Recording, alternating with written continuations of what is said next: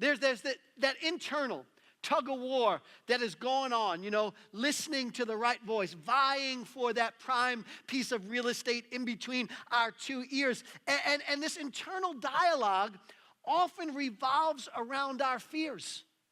It often revolves around the things that we're afraid of happening, the what ifs in life, if you will. That's kind of the refrain of fear. What if this, and what if that, and what if this? What if they take advantage of you?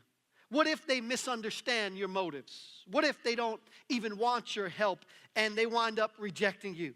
What if you commit to this and you don't have the perseverance to stick with it? What if you try and you fail? What if it's a total waste of your time?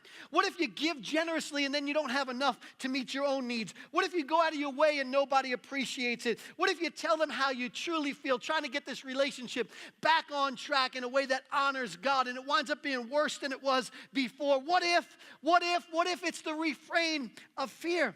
It's the language of lies that the enemy whispers in our ear, usually from the left shoulder, which should tell us something, right? The angel always pops up on the right shoulder, so his voice is the right one, and the left one, and for you lefties, I'm real sorry about that. My wife is lefty. In any case, it's the refrain of fear. Always what if the lie that the enemy tries to tell us, get us to think about, capitalizing on our fear so that we'll block out the voice of truth. And whenever we're tuning into the frequencies of fear, we cannot hear the voice of God. And make no mistake about it, when we tune into the frequencies of fear and the what ifs, when we entertain them, the stakes are really, really high.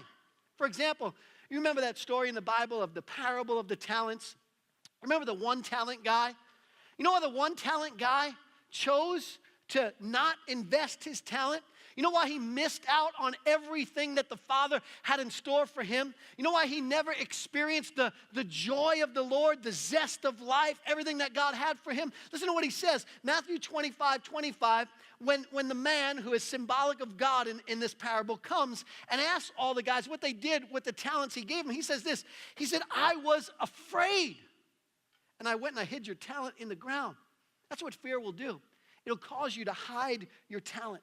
It'll rob you of your future. It'll steal from you your potential. And most of all, like the one talent guy, it'll prevent you from entering into the joy of the Lord. The stakes are high when we listen to the voice of fear, when we entertain the what ifs.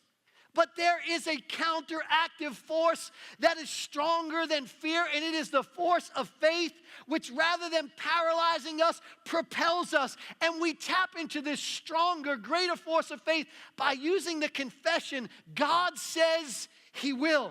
What if you get sick and die from that disease? God says He will heal my body. What if you lose it all because of that financial setback?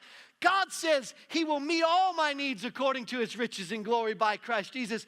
What if the thing that you greatly fear really happens? God says He'll work all things together for the good for those who love Him and are called according to His purpose. What if?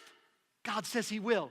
What if? God says He will. What if? God says He will. See, church, I'm telling you that the truths of God will can overpower and break the back of the what ifs in our lives.